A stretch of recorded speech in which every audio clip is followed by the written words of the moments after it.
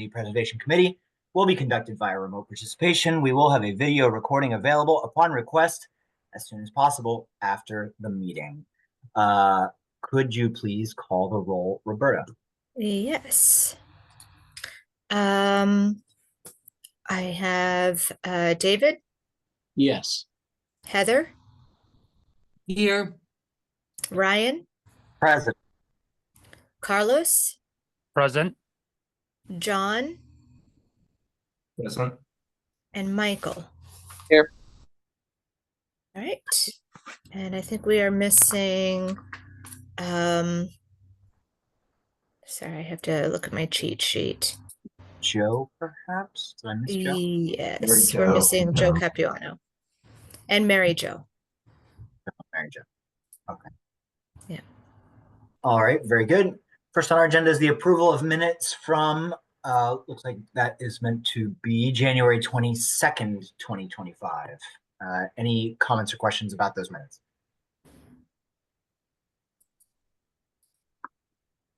Hearing none, can I have a motion to approve, please? I'll move. I can second that. Great, thanks, Roberta. Can you call the roll? I will. All right. You're late, but I forgive you. David? Yes. Michael? Aye. Heather? Thank you, sir. Joe? Yes. Yes. John? Yes. I still do not see Mary Jo. Carlos? Yes. Oh, and we're also missing Eric. I didn't catch that before. And Ryan. Yes. All right. The motion passes. Very good, thank you. Roberta, if you don't mind kicking us off with the SHA4CD, apologies if there's a catchier acronym than that, contract extension for the fiscal year 2022 grant. Thank you. Yes, that is SHA4CD. That's the Somerville Hispanic Association for Community Development. And I will share, first of all, I will advance a guest who is here to speak with us. I'm going to promote you to panelist and also make you a co-host so that you can show your camera.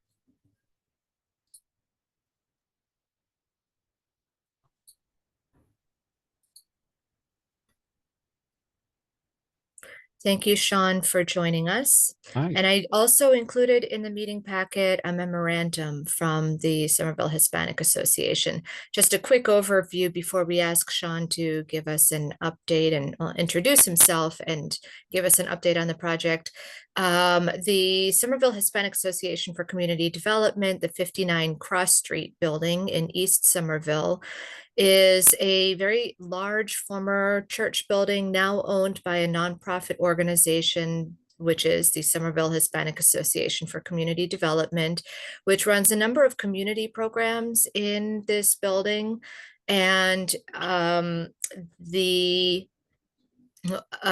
organization has been working in partnership with the city of Medford for several years now to use CPA funds to enable the building to be renovated and make very necessary improvements, and that has necessitated the building to be brought up to ADA code.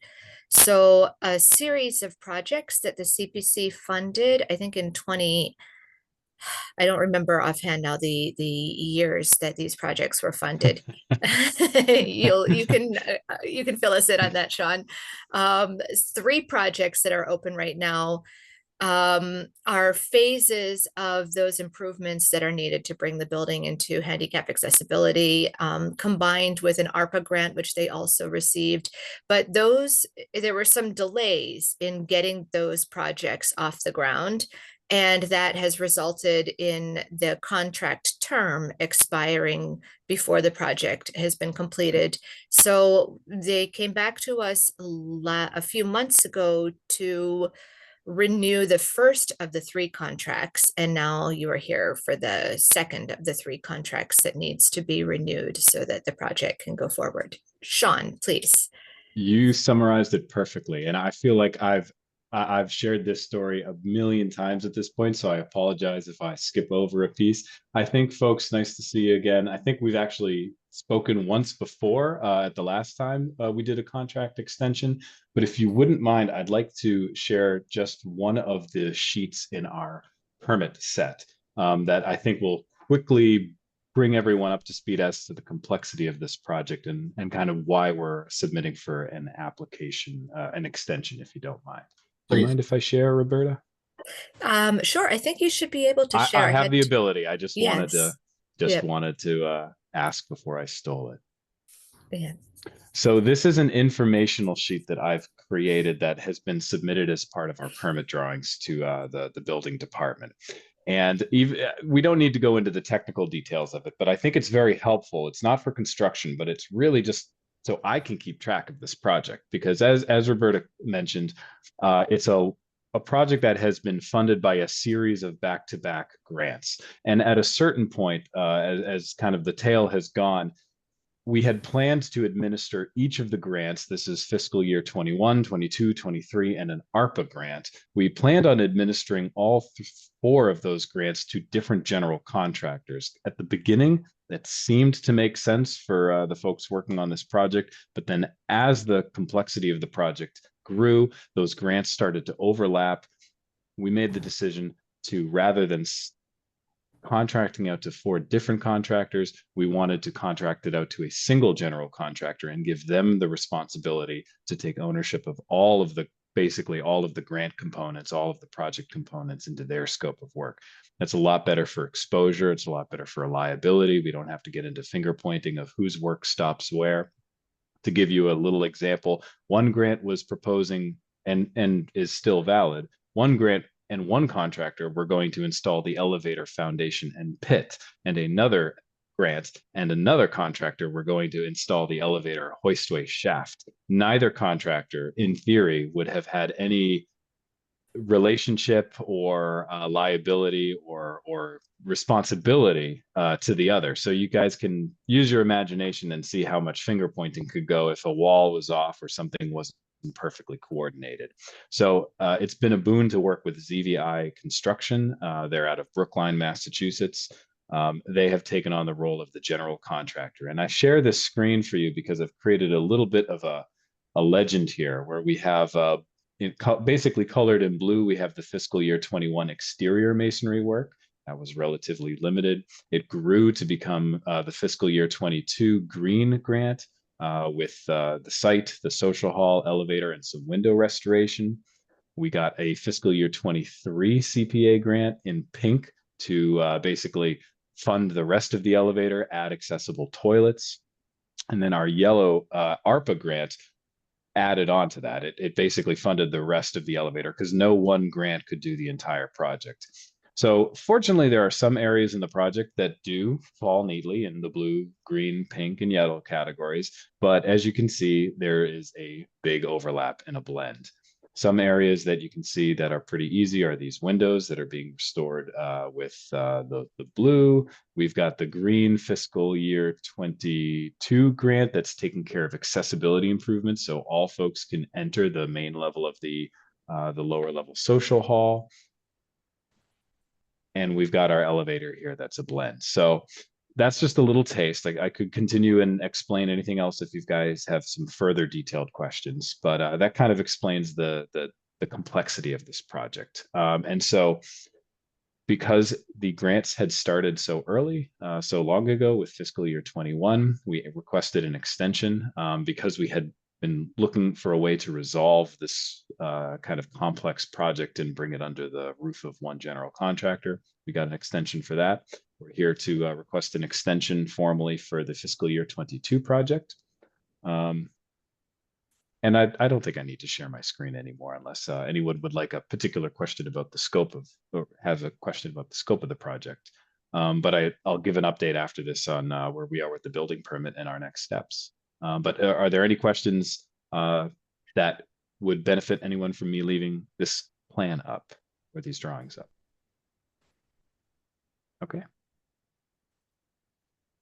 So where are we now? We started the building permit process in August. We submitted our documents, our architectural, structural, mechanical, electrical, plumbing, and fire alarm plans. Our mechanical engineers or our MEP engineers had to pull their drawings from the portal to make some updates. We had some further design discussions as we had been collaborating with our general contractor. So our architectural and structural plans had been reviewed, but we have not had our mechanical, electrical, and plumbing and fire alarm plans reviewed. Until now, our plans have been re-uploaded to the building department's portal. They're reviewing them now, and our next challenge is to try to push that along as quickly as we can to get our permit.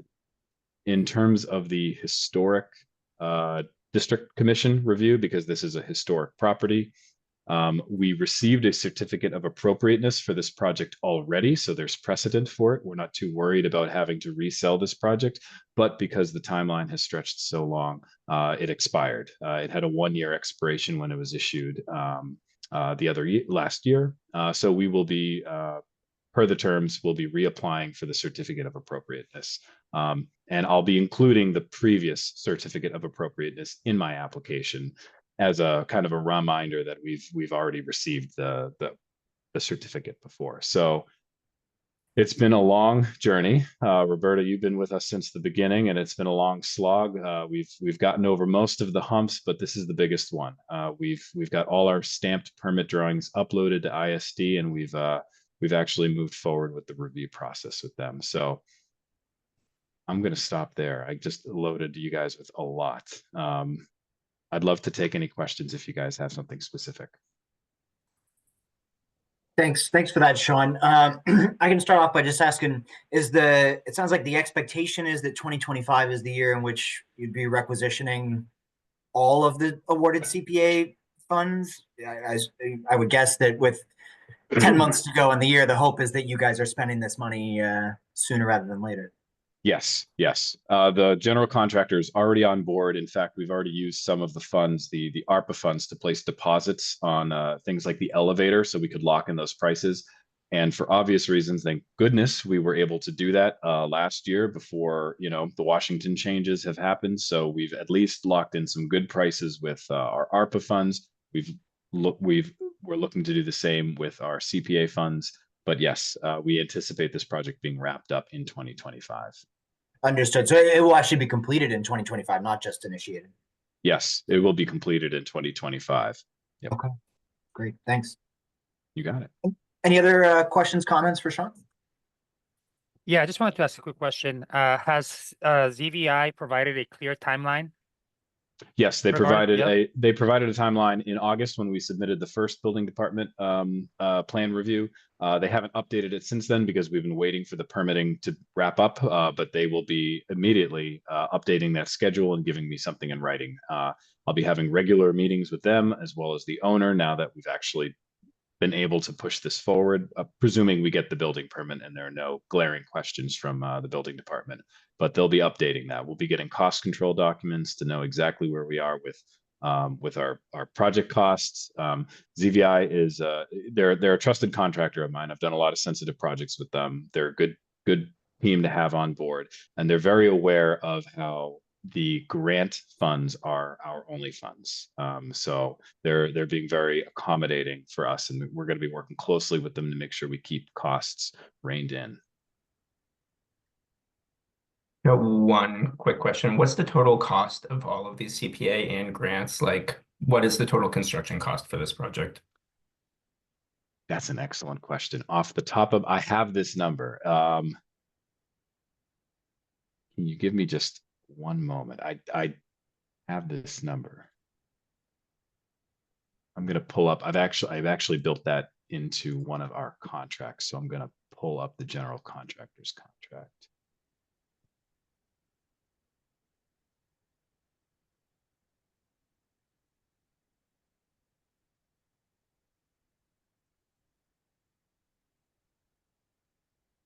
While you pull that up, I just wanted to take a moment to acknowledge Lourdes de Maestre, who is one of the leaders of the SHA for CD organization, is in our attendees today. So if we had any questions about the organization, I could also invite her to speak up.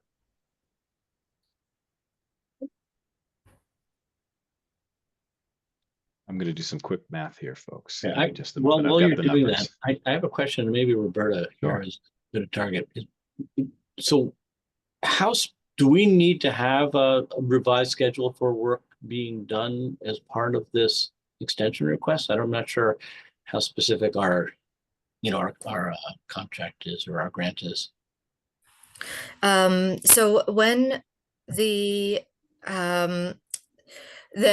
contract, when the contract specifies the amount of each grant distribution, but not the timeline for the grant distribution. So I don't have to make an amendment to the timeline to sign the grant agreement with them again. But did the grant have a term that's expiring? The term is all grants with the city of Somerville have a maximum of a 3-year term. So in order to extend beyond 3 years, we need the city council approval. And because this is a CPA grant, we ask for the CPC to make the request of city council. So the CPC would first approve and recommend the extension of the grant for them. And it's a 10-month extension or 3-year. We'll make a 3-year extension. Okay, so even though Sean is saying it's going to be done in 2025. Oh, there's a Yes. huge runway for it. Yes, Yeah. just out of an abundance of caution.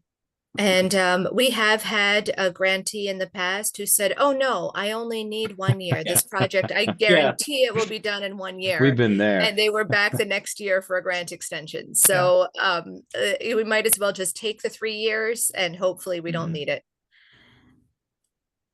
I really hope I'm not working on this in 3 years. We've moved on to other exciting restoration projects at Somerville Grace Baptist Church with the Hispanic Association. We don't want to be building an elevator in 3 years. Or you might be building another elevator in 3 years, not the same one. Oh yeah, for sure. I have the number. I will give it to you down to the cents. So this is a combination of the CPA fiscal year 21, 22, 23, and the ARPA grant. Is a grand total. Now this is design cost, soft cost, contingency, construction. This is the whole shebang. It's $1,454,610.50, if you can believe it. Great. Thanks for finding that. You're welcome. You're welcome. The one question I just had was just knowing that number, because I know you're kind of working through your permit process, but sometimes additional permits are required while you go through that. So I was just making sure that it seems like you're under that substantial modification trigger, which would then require you to do landscape changes and whatnot. But with looking at the building size and whatnot, I think that 1.4 and including design costs in that is well below that substantial modification cost. So I'm glad you raised that. So the reason that we're actually doing this elevator and accessibility improvement project, not only because it's important and it's a value to our community, but we have been mindful of prior years. Before 2021, our organization, our team has been working with the Grace Baptist Church, Somerville Hispanic Association for many years prior to 2021. And as you're aware, as you continue to do work and improvements on your building, you start to approach that threshold of building value. And so we have been monitoring the amount of construction and the amount of work that we've been doing on the building over a period of time, over a fixed window. And this is us getting in front of that. This is us working with the church to make sure that we bring the building up to accessibility codes. And that's why we're putting in an elevator. Okay. Thank you very much for that clarification. You're welcome. Sure thing. And one last question from me, and maybe this is for the benefit of the broader group. We have some new faces here that haven't seen this come through in previous rounds. Can you just talk about the long-term use of this site? Is this the headquarters of I'm so sorry, I can't remember, SHA4CD?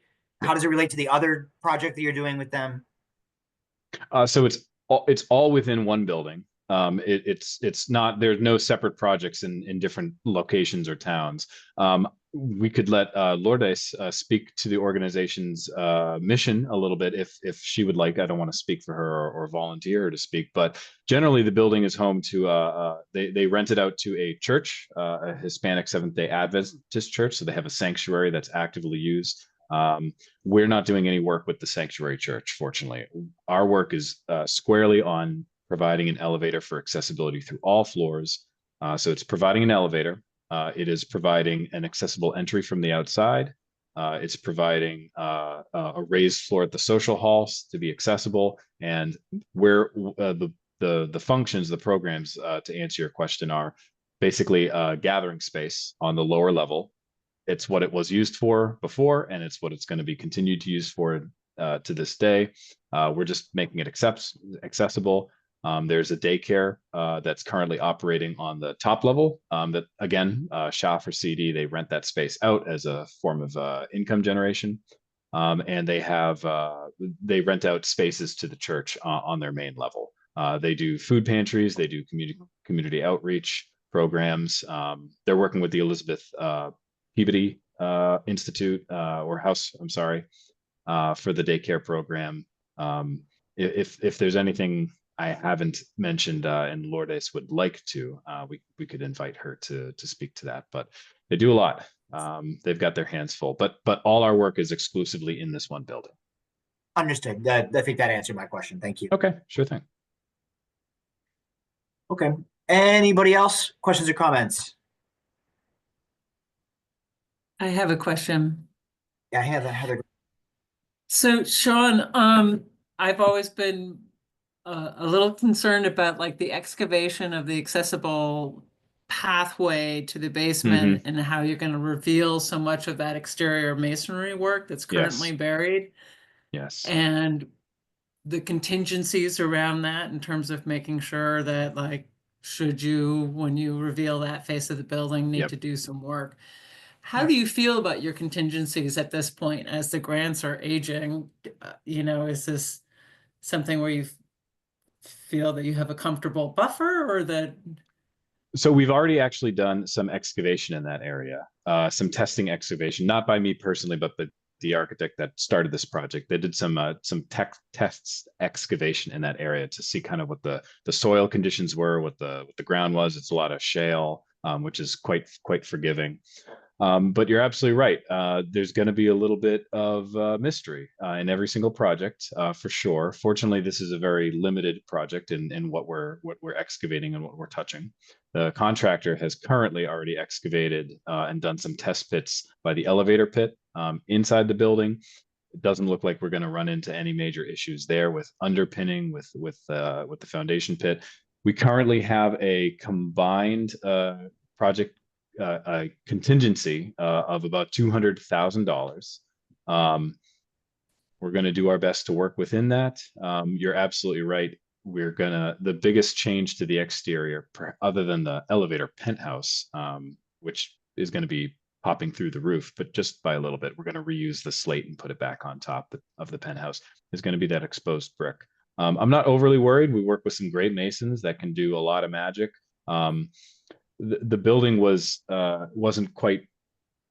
I believe that the quality of the brick that extends below the grade is still intact enough for us to salvage and reuse it. But we're certainly going to have to be ready for that. I don't know if I answered that too well or confidently for you, but we are aware of it. We're keeping an eye on it, and I'm confident we'll be able to work with it. I've gotten into much dicier situations with historic masonry. It's kind of one of my specialties. So at this point, you feel that even with the aging grants, that you have enough in your contingency funds to yes, you mean like with escalation and inflation? Yes, yes. The general contractor had worked with us on pricing this out less than a year ago. So while yes, a lot has happened in the last year, we have already we've already put deposits down on a lot of materials and equipment and locked in those prices. So it's a bit of a unique project that otherwise, yes, I would be concerned with that. As time goes on, costs change quickly. Okay, thank you. Sure thing.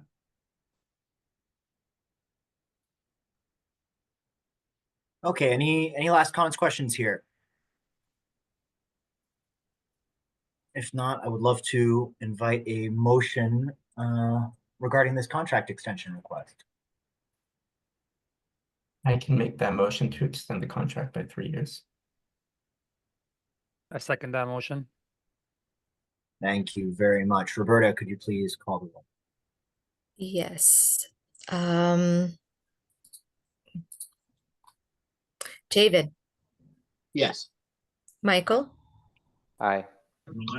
Heather, Yes.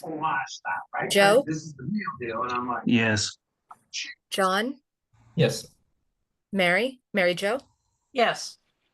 Carlos, Yep. and Ryan. Yes. That is 8 in the affirmative, and the motion passes. Thank you so much, Sean and Lourdes, for being with us this evening Thank you Thanks very both. much. Good guys. luck. Thank you. and for Good luck. the thorough update. It's really helpful to learn more about how your project is progressing. Appreciate it. And then when we have some interesting things on site, shovels in the ground, I'm going to reach out to you several times, Roberta, and invite you and anybody else in the CPC to join us and take a look at what we're accomplishing. Great. Look forward to that. Thank you, Got it. Sean. Thank you. All right, very good.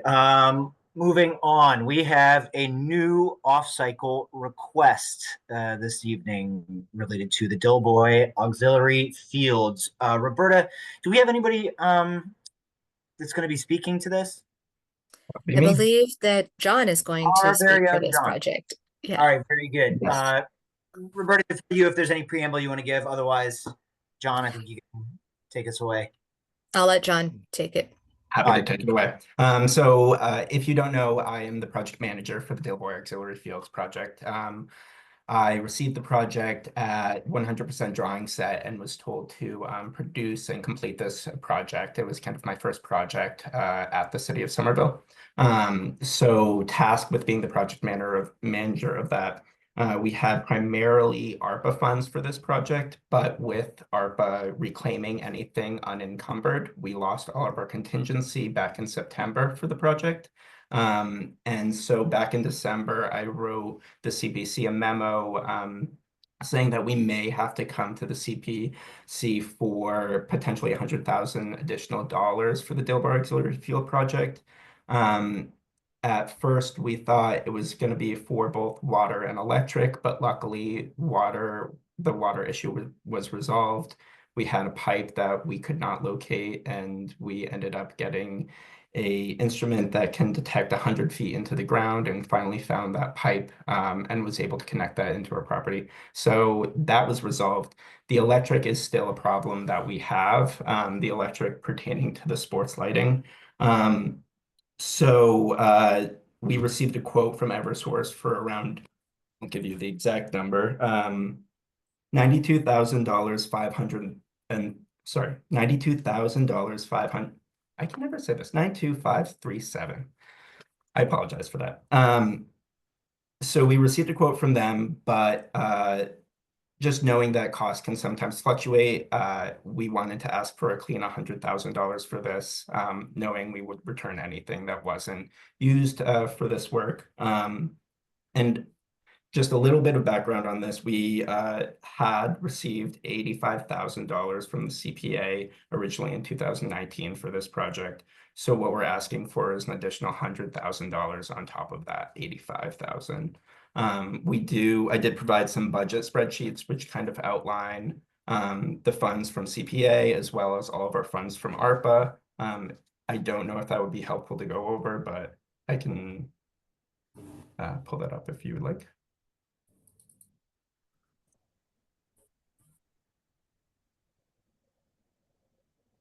Let's maybe if we get questions specifically about that, we'll ask you to pull that up. I guess one clarifying question for me, just to make sure that I understand. So the ARPA funds that were recaptured were meant to be contingency.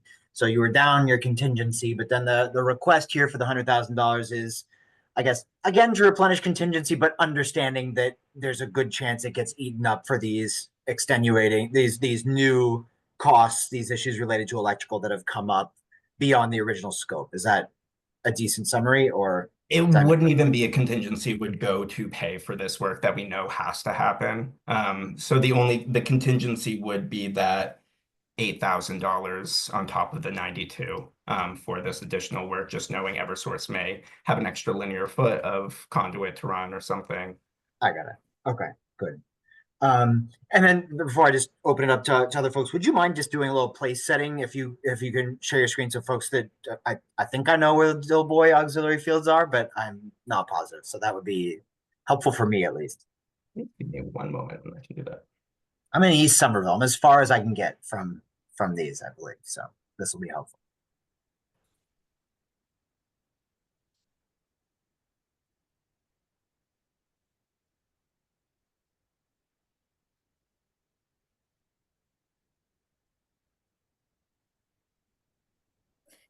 David, if you're speaking, you're muted.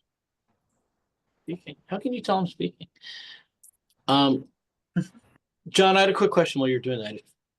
Yes. It sounded like you had said originally you were going to request, you thought you may need to request 100,000 for both the water and the electrical work, and you resolved the water work, but you're still looking for 100,000. Did I understand that? Sorry, originally we were looking at both issues, and I didn't know if the water issue would come to hand. I knew that the electrical was, and so the 100,000 was for that. We were hoping that the water and sewer enterprise funds would pay for that water work, so we didn't include that in the ask, Okay. but I did include that there were water issues, just to be transparent, that it's the two main issues that we at the time were trying to resolve, and the only two issues were the water and the electrical, but now the water's resolved. So really our issue is getting the electric installed and then watching grass grow until October, when the root zone has established enough and we can open the fields back up.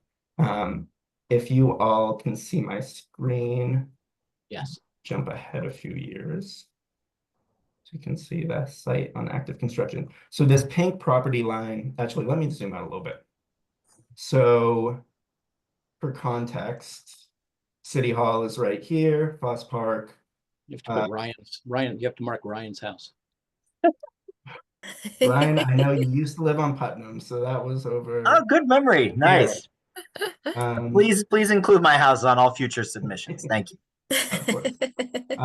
So it's right near both the Clarendon Hill Towers and the Clarendon apartments that are currently under construction. The full Dilboy Park is the extents up to this parking lot and all the way down, and it kind of just tees or V's until it meets the river and the road.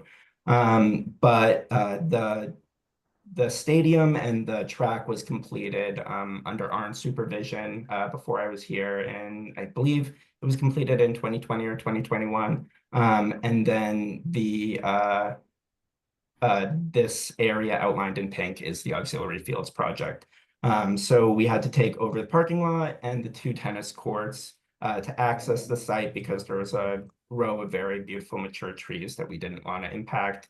And then, as you can see, we are installing a new drainage system into the field to help it drain better, and all new sports amenities, sports lighting, and fencing, and accessible pathways down to the stadiums for each field. Thanks for that, John. Of course. Do you all like me to keep my screen up? Yeah, sure. So we can have it top of mind. Carlos, did you have some? Yeah, I just had a quick question. So I know the stadium doesn't always allow for like public access. But I was just wondering, this field, my understanding from what I recall, usually does. Will that Yes. remain the case? Yep. So the thing is, this is a DCR owned property, but we have a maintenance and easement agreement with them. So we do all of the maintenance, we own it, and we get to permit it. So if you wanted to have a sports game here, you could go to the recreation department and permit it. Between those hours that it's not being used and reserved for permitting, you can freely use the space. Awesome. Good to know. Thank you. My understanding actually was, I think DCR reserved programming for 50% of at least the stadium.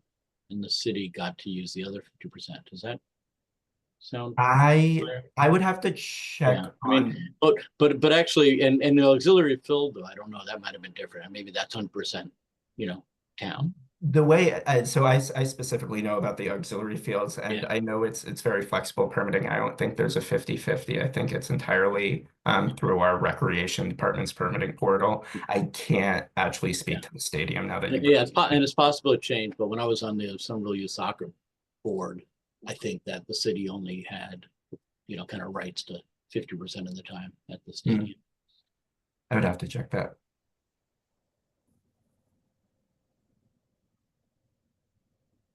Other questions, comments? Can I ask a boring Eversource question? Sorry, Heather, you can go first. I was just going to say that, I'm in favor of voting to provide these funds and move this project along. It's an important city resource for all ages at the city. And but I think of it a little bit more as you lost your allowance versus contingency, that you had an allowance for this work and then that was taken. Yeah. So if you But want I do have to ask, if we were to say no, what would you do? I mean, what the city must be able to undertake these projects and cover unexpected costs. I mean, what would be your next step if? So normally in projects, we'll have a range of funding sources. So we'll have the city providing some funds, we'll have some grant sources, but with this being in the heat of ARPA funding, ARPA was able to fund the entirety of it. So city council never needed to commit funds to this. Park grants, like any other grant sources, really didn't, other than CPA, didn't provide like funding sources. So normally in this, I would know, city council voted yes on a certain allowance of money, and maybe I can go back to them. With ARPA being my sole source of funding, I am a little concerned about what happens next. It would be going probably to city council and asking for the funds, which would be a few months delay, which probably means that I need to find ways of temporarily providing electricity onto the site, which would mean that I would need to ask for even more money to be able to do a temporary situation while we wait for the funds to allow Eversource to begin their work. So that's kind of where I stand. It would be going to city council, I believe, would be my next step, though. I see Alan has his hand raised to pitch in on this. Yeah, no, I just wanted to add some color and some sort of like real life impact to your question, which I think is maybe where you're getting at. So, ARPA was a unique source in that it had very, very rigid timelines. And so, normally we don't get contingency budgets pulled back. But that was the case because of the, pretty rigid ARPA deadlines. John was right. We would go to city council, but the technical mechanism is we would either be forced to ask the city council to either appropriate from a stabilization fund or to further take on city debt or a supplemental bond authorization. The problem with that is our capital improvements budget is already like severely constrained. So these sort of emergency requests for ongoing projects just, kicks down capital projects that we have lined up or hoping to get lined up, sets them back even further. That's why CPA is such a critical funding resource, because it allows us to handle some of these like one-off emergencies without, throwing off other capital projects or unexpected borrowing that we have to do. Okay, thank you. Thanks for that context. Mary Jo? Oh, you're on mute, Mary Jo. Oh, sorry. I think Alan was first, if you want to take him first. I was second. I just need to put my hand down. I got to figure out how to do that. So I had a question. It's more for my own getting up to speed. When we have DCR recreational properties, and if I heard you all correctly, through the city's recreation department, residents can book to use them and stuff, but other community folks do too, right? And so when we use CPA funds to improve something, it doesn't give our residents any more access than other people. Is that right? I just want to make sure I understand. In other words, when the city of Somerville is putting in CPA monies, it doesn't expand the amount of bookings that our residents can get. It's still whatever ratio DCR uses. Is that right? That would be correct. Yes, that wouldn't have any bearing on our recreation permitting. I do want to check with our recreation department because I don't want to speak wrong about this, but I believe there is a priority system to different school programs first, and then it kind of tiers off of that. But let me research that and get back to you on the priority system. The reason I was asking, and forgive me if it sounds incredibly provincial, but you know, it's right next to Arlington. It's a nice facility, especially with the new lights and everything. And because it's a state DCR property, obviously other people enjoy it too. But I didn't know if because Somerville puts CPA monies in, if it changed that prioritization at all. No, it doesn't change that prioritization. And but like we were saying before, Somerville does have priority for a certain percentage, at least definitely for the stadium. And it may even be more so for the auxiliary field. You know, so, you know, but you are correct that it, and also, John, like you're saying, there is a hierarchy of, you know, of applications for recreation use. You know, first it's like school youth, and then it's like recreational youth, and then it's, you know, I mean, it's, I forget exactly, but there's like 4 tiers, you know, of hierarchy for requesting access through the recreation department. At least, again, it used to be when I was more involved. And this park is, I view it as one of our keystone parks because it's one of our largest parks. And although it's on the periphery, I don't think that merits any priority or whatnot to it. Like, all of our parks are meant to be used by anyone, not just Somerville residents, the people who come into our space and work and whatnot. So I don't think we want to try and prevent people from using our space. But the Dilboy Auxiliary Fields is unique because it is one of our only DCR owned parks that we have a maintenance agreement with. So we have some sway in how it gets built and how it gets maintained and what we can do on it. And that differs from parks like Blessing of the Bay or Foss Park, where we have no maintenance agreement. Is there lighting up on the auxiliary field now, John? There is now. There is. I mean, it needs to be connected. No, but I mean, it's new. It's new. It's new. It's brand new. Yep. Yeah. So it did. So prior to this project, there was not lighting on that. Right. And so that's one of the great elements of the lighting will now allow us to permit the park for a longer hour each day. So inherently it does, I guess, give more opportunities to the city of Somerville's residents, but just in timeline. Yeah.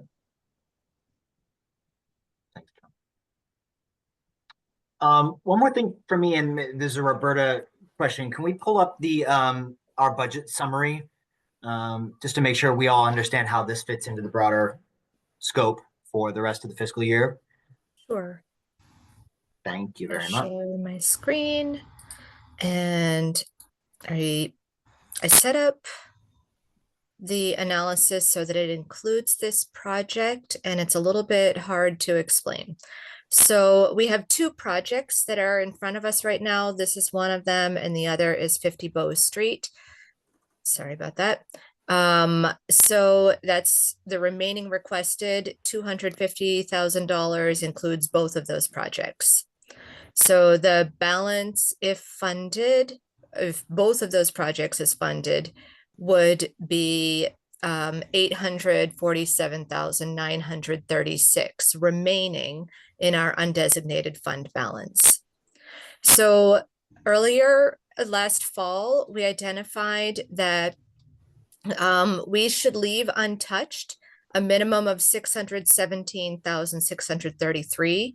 This is unappropriated revenue from 24 that can't be spent until after the funds have been certified by the Department of Revenue after the end of the next fiscal year. So we have to wait on these funds. The CPC had elected that we preferred to keep 750,000 as a minimum in the undesignated fund balance. So the amount that would be available for any additional off-cycle applications between now and the end of June would be $97,936 if both of those projects are funded using the minimum, the CPC's preferred minimum. If we looked at the absolute minimum, the amount that would be available through the end of June is 230,000. And I can't see because Zoom is in front of, I just have to figure out how to, there, I minimized you all. So if only Dillboy is funded, then using the preferred minimum of 750,000, the amount available would be 380,000 for additional potential off-cycle applications before the end of the year. Okay, thank you. So Bow Street is requesting 150? Is that 150. Bow Street's 150, yeah. Yeah, okay. Roberta, in F15, the $97,000 available, that's excluding the 44K that is left in whatever line item that is, correct? That is excluding that, and that line item is the budgeted reserve. Okay. Wait, I think that is included. So this is based on F7. Yeah. So that excludes the budgeted reserve. So in fact, there is another 44,000 that could be added to that. So about 140,000 if we were to fund both of the projects in front of us. Okay. Yeah. That's helpful. And we'll have, after this, it's kind of hard to believe, but I guess we only have 4 meetings left in the fiscal year after this, correct? March, April, May, June. Yeah. So time's starting to run short for additional asks in the door, but there is still a bit. So just wanted folks to have that context before we have any further debate or have any motion. So go ahead, David. I'm still a little confused about the difference between the 97. I think I understand the difference between the 230 and the 380, but where's the 97 coming from? 90. So the 97 is this figure 847 minus this figure, the 750. So 750 is the minimum that you preferred to retain. And 847, it really should be, I'm gonna change this to F8. So it's actually 142,000. And let me see if this should also be F8. And this should be, okay. All right, so these are what the numbers it's like you're printing, it's like you're printing money. It's amazing. It's that easy. Yeah, so have I clarified it, or are you still looking for a better answer? So the 142 is if we fully fund everything we said we're going to fund plus the 250, and then we have 142 left in our unappropriated revenue. That number that we said we'd prefer to be 750. Am I? Yes. So 142,000 would be left. Instead of 750. Maintaining the minimum of 750. So the 750. Oh, and then still, so we have 142, and we're still saving, and we still have 750. Yes. Okay. Yes, that's right. Thank you. It's a little confusing. Clarification. Thank you. Yeah, I think I'll leave it at that. Michael, do you have anything you want to I do. And first I'd stop by saying that I appreciate this context. This is very helpful. I feel really good about the reserves we have for the rest of the fiscal year. So my questions are a lot more boring than that little line, but I'm going to ask them anyways. So John, I'm looking at the Eversource drawings, and it does delineate some scope to be the city versus Eversource's scope. I just want to confirm that the funding request does contemplate that, and that you've already like previously budgeted or completed the customer scope in this request. Yes, so we have completed the customer service so far. That is under our contract. RID Sports is doing that work, and that has been completed. You'll see a transformer box at the Dilboy Auxiliary Field site right now, and that is what Eversource needs to tie into. Great, awesome, that's helpful. The follow-up question is, has there been any dialogue with Eversource about creative ways of maybe amortizing some of this cost or finding alternative cost sharing mechanisms? It's not uncommon for Eversource to do that with strategic customers. You know, you could think of big names like Encore. I'm sure the city is a great customer for Eversource, and I just wonder if there's any leadway here on price with them a bit. Yeah, so this is the price after extensive work with them. So not only did we try and reduce the price as a way to just refine our number because we're a good client, but also we looked at, are there ways to come in from different streets, different directions that reduce the amount? But this was the most efficient, cheapest option that wasn't going to kind of destroy all of the new road work that just occurred along the Parkway. So we wanted to be mindful of that as well. Okay, that's super helpful, and I appreciate that you guys really thought hard about the design and trying to keep costs under control there. I think my question also wanted to come from a way of rate basing some of these expenses. Are there any ways that Eversource can potentially contemplate, you know, the sharing of these expenses with other ratepayers, such that some of this bill can be absorbed by the broader ratepayer base of Eversource? Or have they concluded, you know, formally that this is absolutely all stuff that's specific for Dilboy and there's no way that others are benefiting from it? That's a good question that I honestly never explored and did not even know if that was a possibility. I would have to dig into that a lot more. I think it's more the actual cost to install the work from Eversource. So it's not like they're really they're not making any profit off of this. They're just trying to tie in so that they can start to charge us for the electricity. I can definitely dig into that with Eversource, but I have not had conversations like that. And to be honest, I didn't really know that was an option until now. It really depends on the type of infrastructure that's being put into place, and I'm not sophisticated enough to be able to say, oh yeah, this, you know, 3-phase line right here absolutely can be utilized by all the neighbors on the street, and therefore it should be amortized. So the answer could easily come back from them saying, nope, there's nothing we can do. But again, sometimes there are systems that they're putting into place that help broader resiliency. And in those instances, maybe that's a way for us to flex a little bit here. And the only reason I think we should ask for this is on the heels of, you know, the ARPA funds kind of being a moving thing for us. And this is a great way for Eversource to be a good community partner for us. Yeah, I will definitely look into that. And just to add a little bit of color to my line of like questions, I know I'm pushing, but in general, I think this is an important thing for our community. And so in general, I'm very supportive of the project for what it's worth. Great, thank you. But I will happily look into that, and anything that we can reclaim from this, we would happily return to the CPA. Okay. Thanks, Meg. Well, not boring at all. Don't sell yourself short. Come on. I didn't say it wasn't important. It's just boring, you know. It was boring, but you made it exciting. Thank you. Thank you.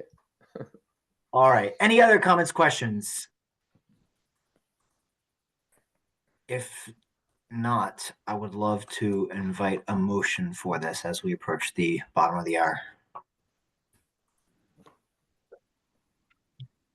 I make a motion to approve additional funds for the Dilboy Auxiliary Fields in the amount of 100,000. With, well, I guess we don't have to put any condition on it that the funds will be returned because that's already in all of the grant materials. Correct. Thank you. Do you have a second? Yeah, I'll second that. Thanks, David. Roberta, if you don't mind calling the roll. Sure. And David, Yes. Michael, Aye. Heather, Yes. Joe, Yes. John, Dan, because I'm the project manager. I assume John is abstaining from this. Yeah. Yes, that's what he said. Oh, sorry. okay. I couldn't hear you. Mary Jo, Yes? Carlos, Yes. and Ryan. Yes.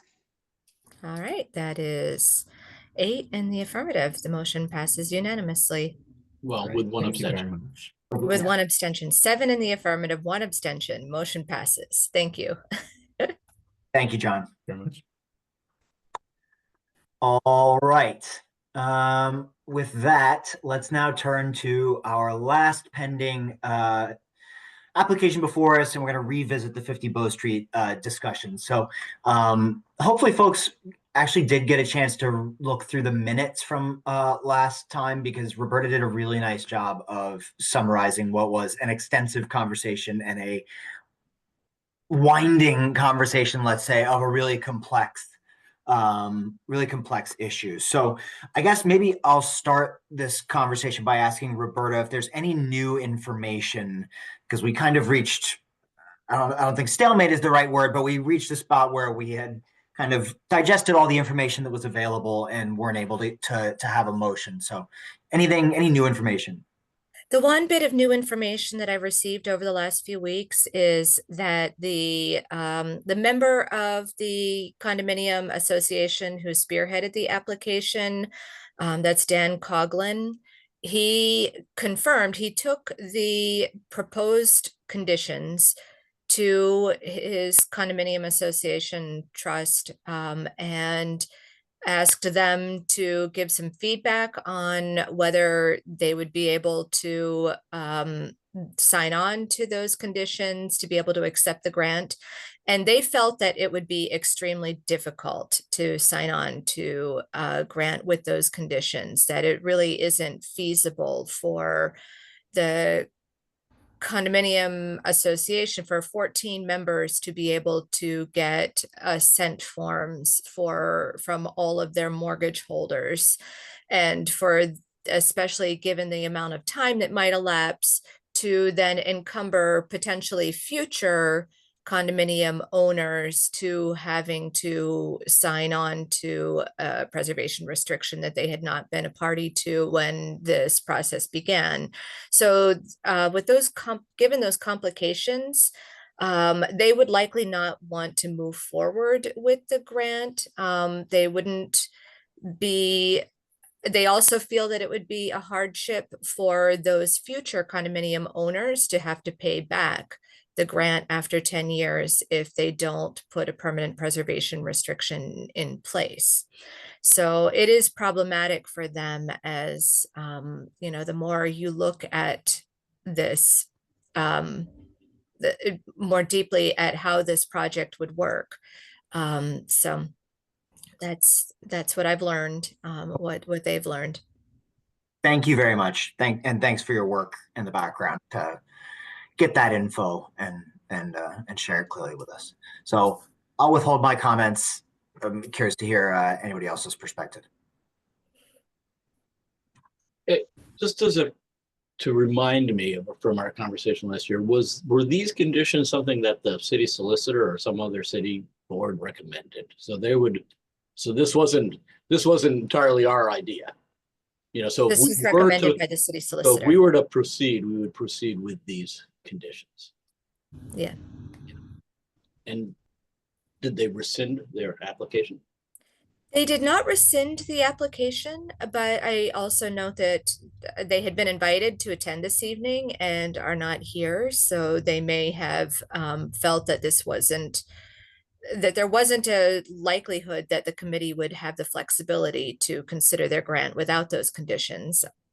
Perhaps I can't read into their not being present this evening, but it sounds as though they may be at at a stalemate of being able to move forward with a grant application. So I think what I'd like to do in light of this information and what it sounds like the timber is from that side, does anyone feel strongly on the committee in the affirmative of still thinking there's a path forward here, that would like to discuss it or ask questions about it?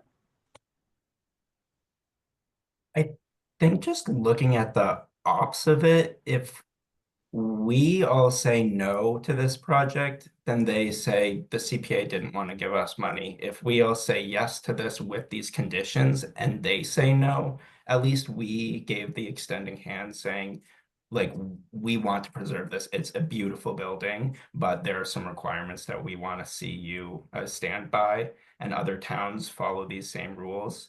And they say no, I think that at least shows that we're trying to make an effort. That's just my opinion. I think personally that's a really great shout, John. I was thinking also about, well, you know, we could say, okay, if you guys will make the award, if you can figure out how to make it work, then great. Like go have at it. I guess the price of doing that to us is locking up $150,000 that could be spent on another application that comes in the door over the next 4 months or rolled on to a future year. So, but your point's well taken. I think there's something to be said for that. I think, Ryan, I would take it a step further. I actually would be really worried that they would nod their heads that they're going to comply with this. And then we get to that situation where future owners do not secure that permanent, I forgot what it's called, easement or whatever it is, and they refuse to refund the money. So I actually, based on the feedback from the applicant, am a little bit worried about putting that money at risk, even if they do at the end of the day, you know, kind of nod their head. So I don't know. I still feel a little bit worried about that personally as one member. Thank you, man. Yeah, John, I appreciate you sharing that perspective, but I would agree with Michael. I would be left feeling worried about that. I would like to follow up with some positivity here too, though. John, really like the fact that you're trying to find a way to help, you know, be positive and like forward and try to be advocating for applicants. So thank you for sharing that idea. Yeah. I mean, I was probably going to vote no on this project before hearing this information that Roberto was saying. But kind of in the same vein was why I asked whether they had retracted their application, because I'd kind of rather they retract their application than we vote against it. Right. Yeah. Maybe I'm just throwing out things, but is there a way that we could ask for the preservation restriction before they receive the funds? That is the purpose of the term limit of preservation restriction. So we can ask for a term limited restriction before they receive the funds, but that doesn't give the level of protection that the city is looking for. Okay. So, yeah. Yeah. Aren't we also moving funds from undesignated into historic preservation in order to award this grant? Yes.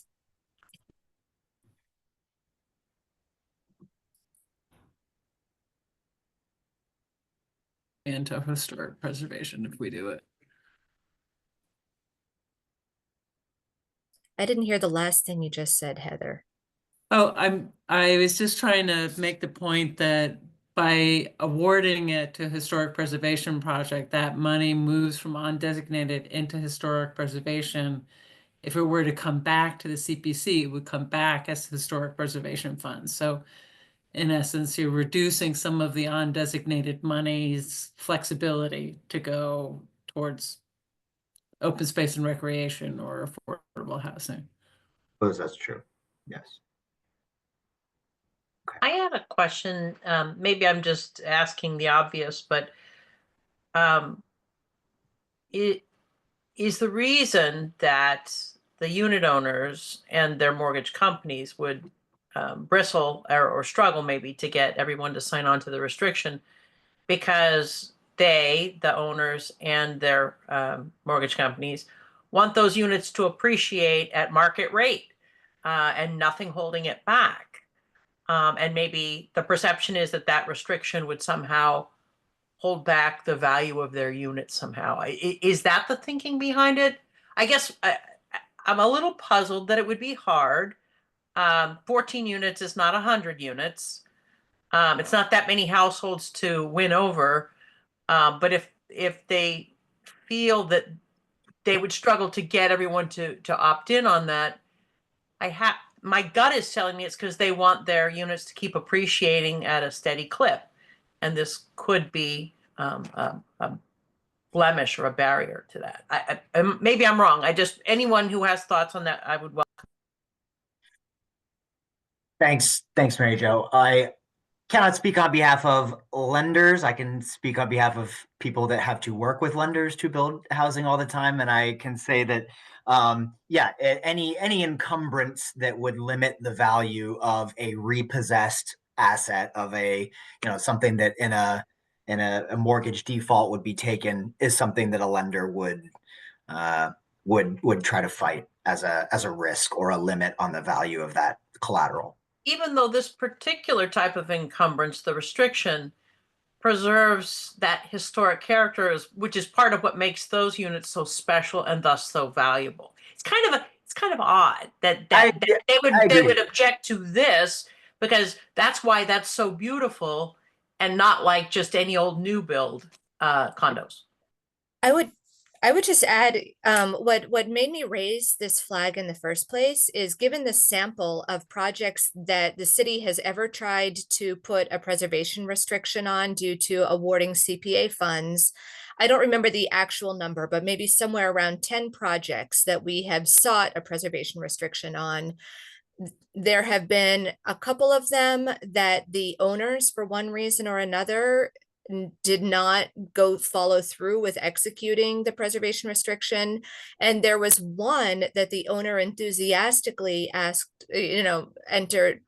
executed, but they couldn't get their lender to sign the assent form. The lender didn't give us any reason why, they just never responded.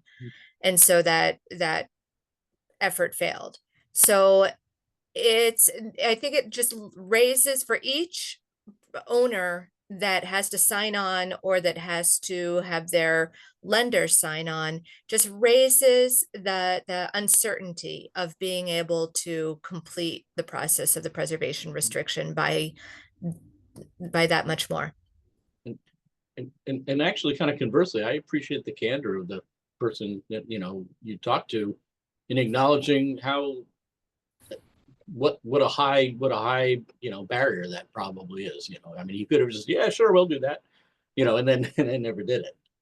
Like bringing up Michael's point, that we would then be left trying to claw it back in 10 years.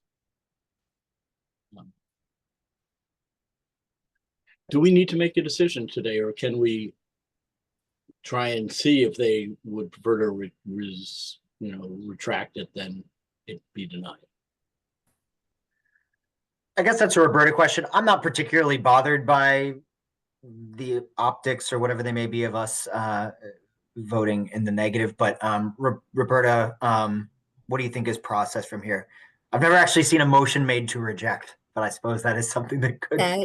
That is something that could be. I've never seen a motion to reject either, but this might be the one. I don't know if we need a motion. I don't know if we need a motion to reject. We need someone to make a motion to approve it, and then it fail on the vote. Yeah. We don't have to have a motion, and then by default we could just say we're not going to take this up again. Yeah, that's what you could do, is to make a motion to recommend it, and if nobody seconds the motion, then it also fails. So that could be the process. Okay. All right. Well, before we close this out, any last dialogue on this? I don't want to deprive anybody, but I do. If we feel like we're on solid ground here, then I think we can probably move on through the agenda. So any more comments regarding this proposal? Okay. Would anyone like to make a motion in either way for this? I'll make a motion to approve. Okay. Is there a second?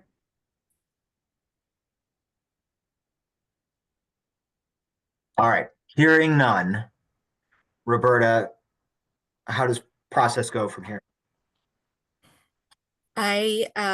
Some of you may have more experience with the Roberts rules than I have, because this is a situation that I haven't been through before, but I think that this item is final and we can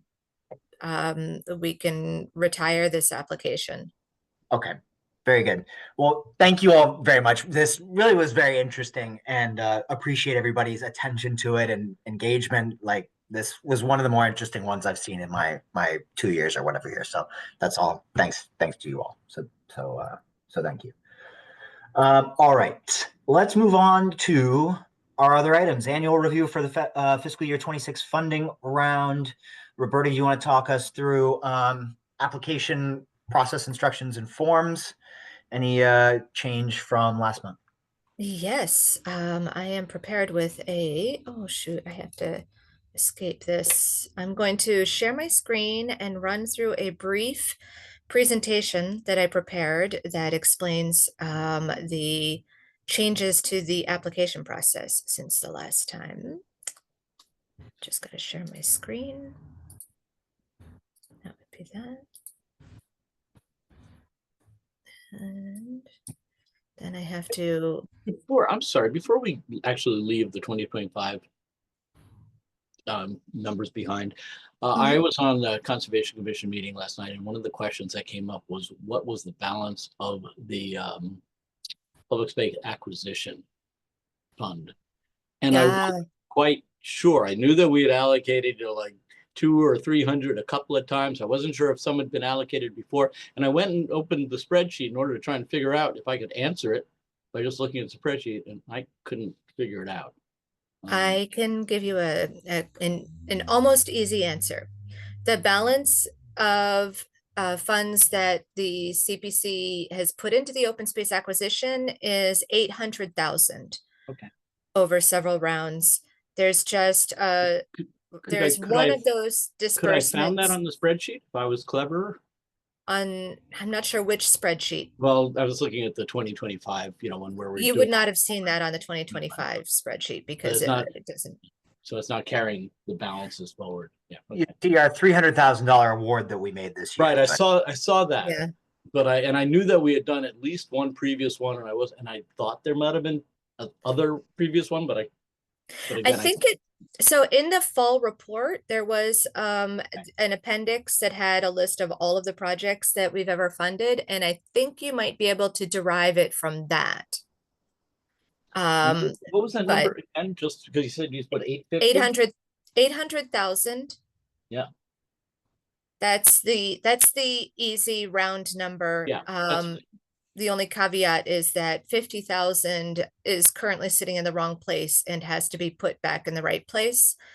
And Alan is going to help me with that. But it's been approved. It was just because of a Scrivener's error. It was distributed to the wrong place, but so 50,000 of the 800,000. It's not a total of 850. Yeah, it's 50 out of the 800. Yeah. Okay. That's fine. But that'll be sorted out sooner or later. No, that's fine. That's close enough. Close enough for my purposes. Good. Thanks for the question. So the application materials, quick overview, the FY26 funding cycle key dates. So we've changed the process a little bit. In the past, we had for non-city applicants an intent form. And then last year I added a pre-screening form in case people just wanted a really easy way to tell whether they have a CPA project or not. And then either way, if they filled out a screening form or an intent form, I get their email and I can follow up with them and start trying to support them through the application process. So I've combined those into one form that has no deadline. It is optional. If you don't do it, you can still apply, but everyone is encouraged to fill out a screening form. It kind of helps me to know how I can help you in the application process. So the eligibility determination forms are due July 15th. Full applications due September 15th. And October 22 would be the meeting where we have, where the applicants come to present their projects to the CPC. Depending on how many applications we receive, we can usually handle 6 or 8 is the usual number that we have been getting, and that is a manageable number within one evening. But if you had more than 8, you might want to consider breaking into 2 meetings in October. Could we conceivably have a set of applications presented at the September meeting, which I think would take place after that September 15th deadline? That's another possibility. I could schedule them that way. That's a good question. Perhaps, for example, we could have the open any PSUF applications be taken in September, leaving October for the non-PSUF applications. That might be an easy way of reducing the numbers. So that's something I'll take into consideration. Roberta, I really like that idea because I know I'm going to be away in the October meeting. Okay, I will take that into consideration too. Thank you for your input. Thank you. So as we've done the past year, the CPC evaluates the projects in November and December. And January, we submit the projects to City Council, and then in the winter and spring is where we are right now, with the grants being announced and the grant agreements being executed. So the key differences from last year to this year, as I mentioned already, the single screening form replaces the intent form and self-screening forms. They're optional for all applicants with no deadline, and it kind of, as I mentioned, creates a trail of information that helps me to gather the support that we need. The eligibility determination form I have edited so that it now collects more detailed information about property ownership control and permanent protection status of the property. So the EDF is really focused on ownership as the critical eligibility concern, more than even the project description, although that also factors in here. I'm now applying logic to show or hide questions so that the applicants will only be able to only be asked questions that are relevant to them. And I'm adding screening questions for historic preservation eligibility to eliminate what had been yet another form that we had last year, which was the HPC request form. So I'm learning. One of the bits of background information here is that the city has just given me my own license for Jot Forms, which is the interface that I was using for the online applications. So now I have much more capability of having a lot of being able to design forms that are much more tailored for the purpose. So I'm able now to tailor a report for HPC out of the forms that we're already using so that I don't need a separate form for them.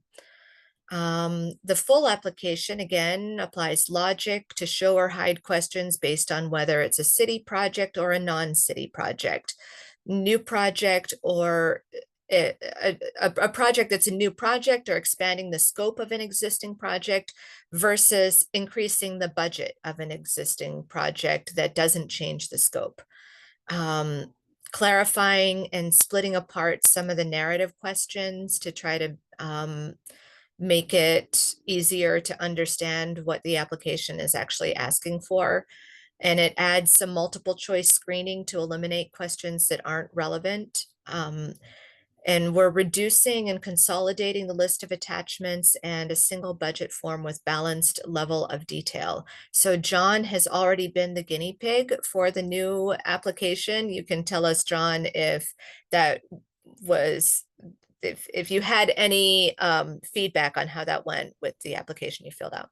It was amazing. I mean, there was like a few little like clarification text like descriptions, but other than that, it was seamless. I loved how, you know, you kind of check off boxes and then more boxes appear. So if you don't need to fill out any of that information, it's just not a part of the screen. It was a lot better. Usually we're doing a lot of these applications.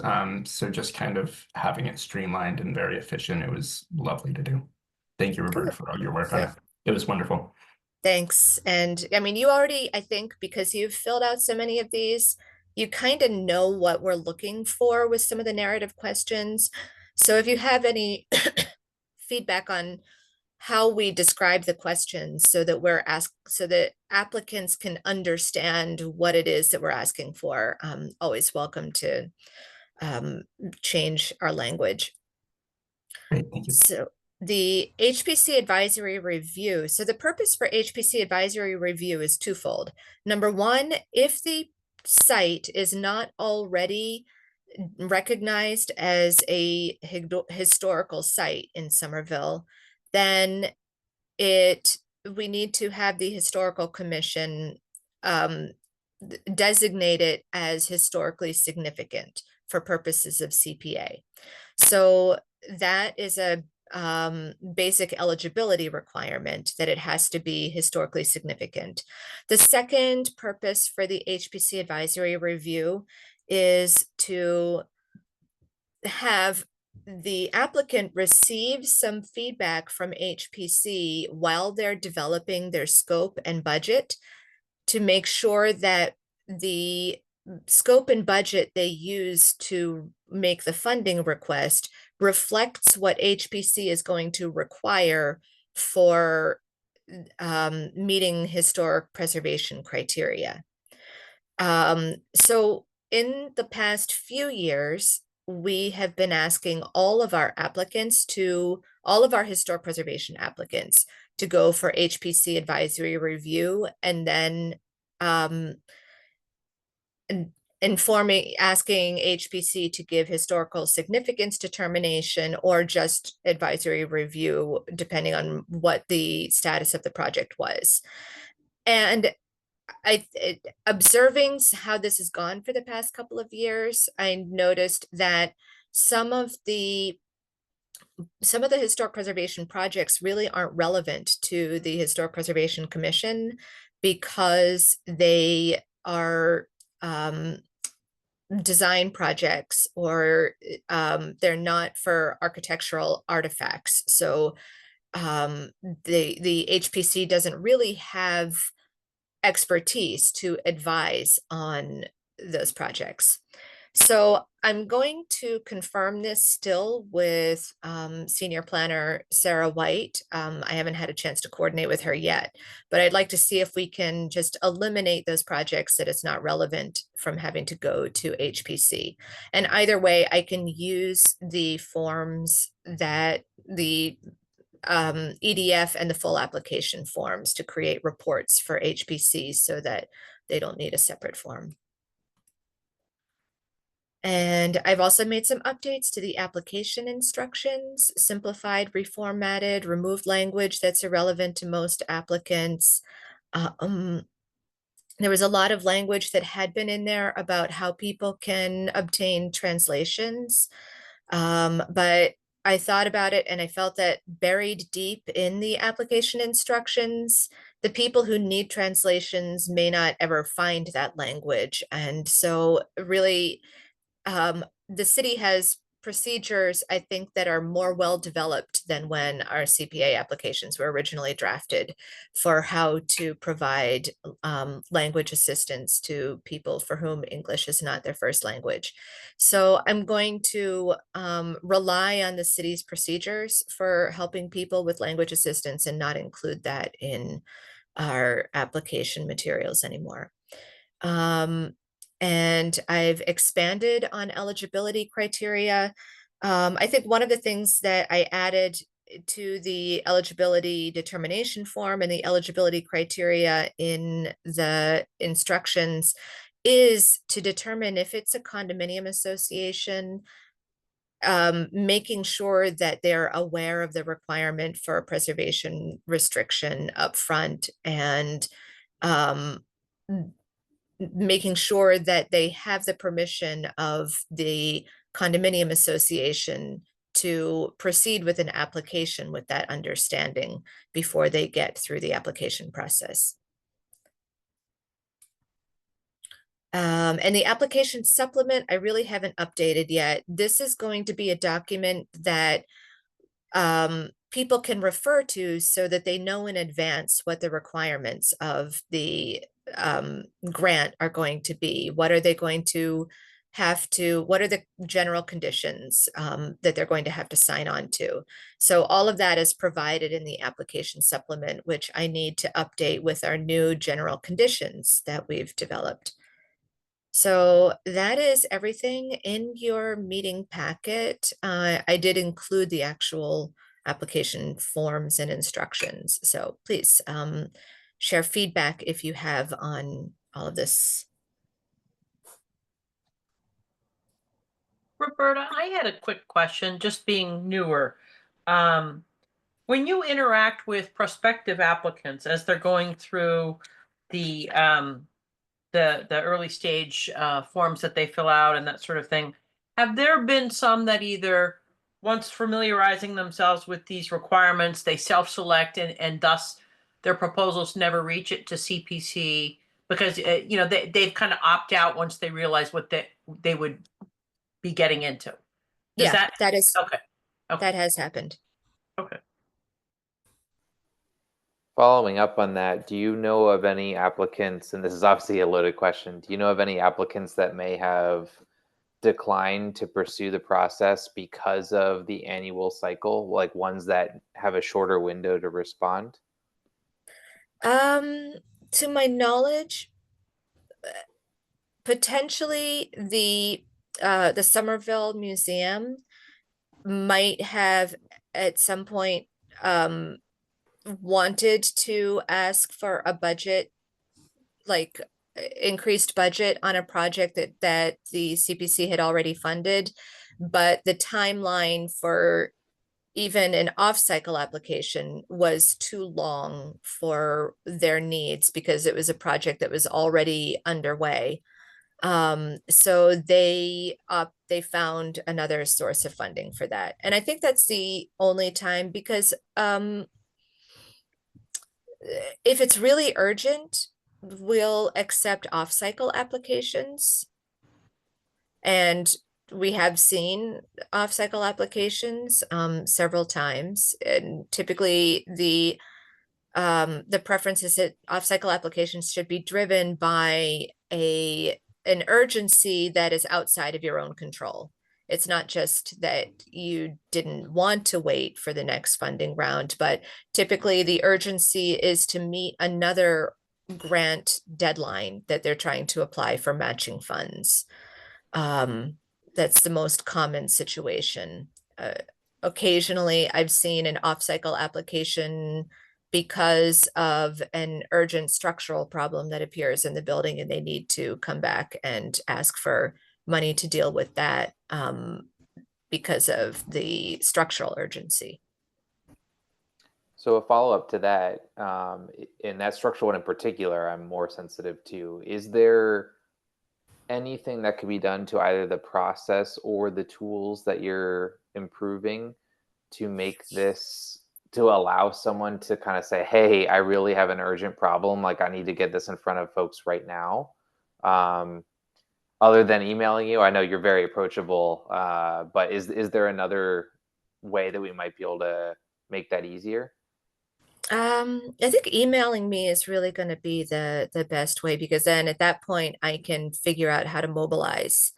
You know, if need be. I've actually seen it happen one time that a project was so urgent that I called a special meeting to address that and was able to time it with city council. This was in Medford, not in Somerville, to time it to get it approved within 3 weeks of their calling.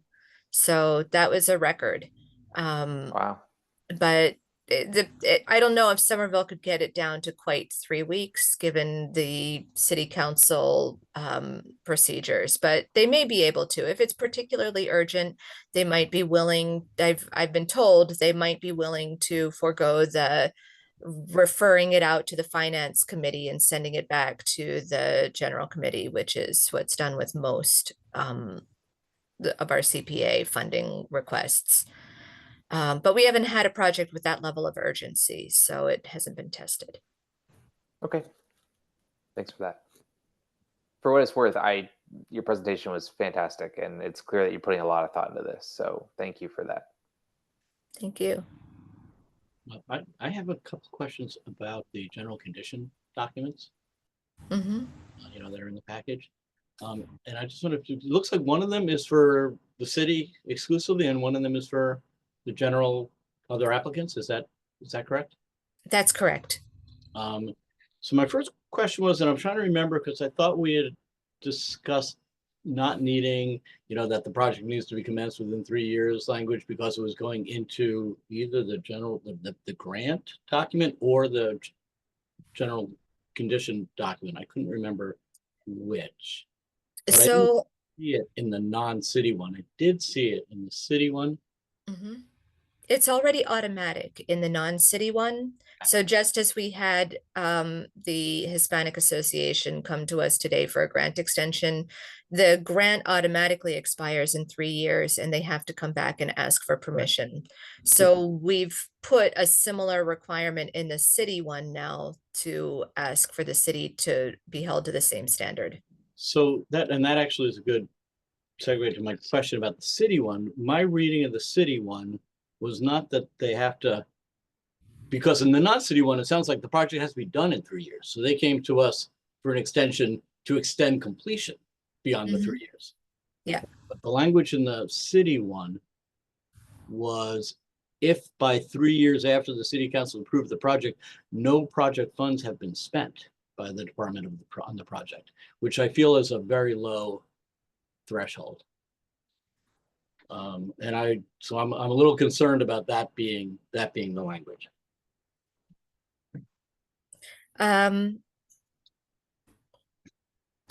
We have one person who has managed city projects. Maybe John, you can comment about what would be reasonable in terms of asking for the city to come back and justify the continuation of the project.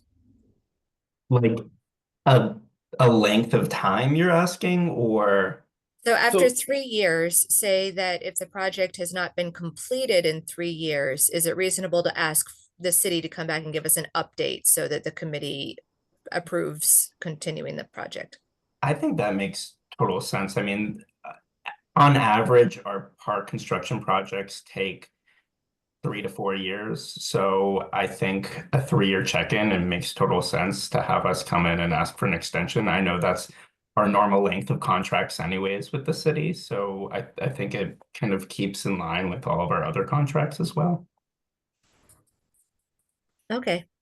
So just as an example to illustrate where this has happened before, we had the Kennedy School playground that didn't start for several years. So eventually it did, but that was an example of one that never started.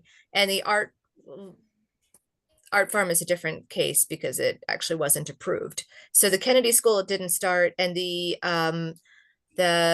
Historic Preservation Small Grant Program also didn't start for several years, and that was ultimately canceled. There were a couple. I can't conjure them up, but Yeah. I know that there was a bunch of ones where I felt like the city got our money and then sat on it. Both Dilboy and Henry Hansen were projects that got stuck midway, and it took several years to get them unstuck.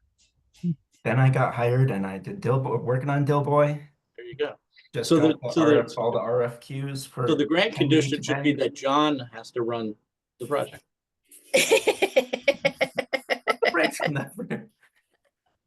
John, they hired John, and they also hired about 3 or 4 more people besides John to also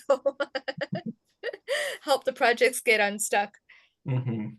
What was when we had it in the grant letter, do you remember what the language was? Because it didn't strike me the way it strikes me in this MOA language. I just don't remember how we said it there. Because to be honest, I think saying the project be completed, I'm fine with that. But I think that's even more stringent than we were initially looking, asking for.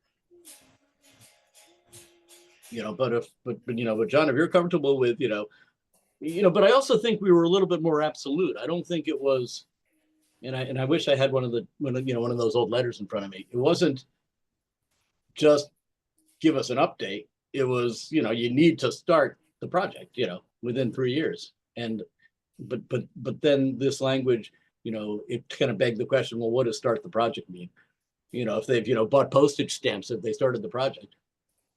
Right. I guess in my mind, starting the project would be contracting with someone, because it's either funds for design, which we would contract with a designer, landscape architect, engineer, whoever.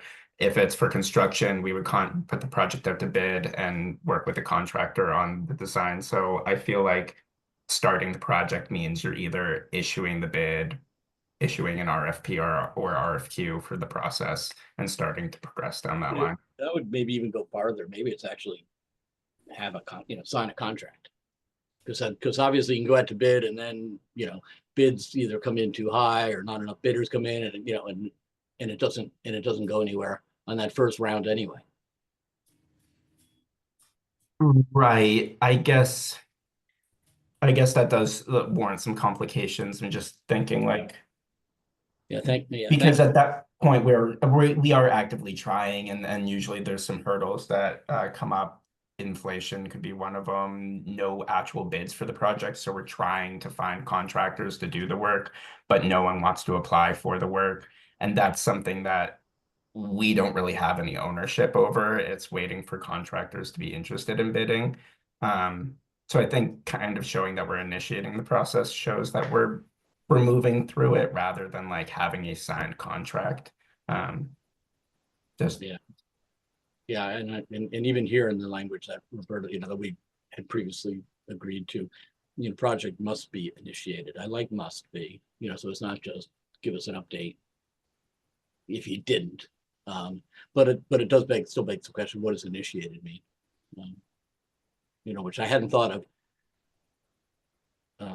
until seeing the language in the MOA. Yeah, maybe initiated needs to be defined more, or the word changed to.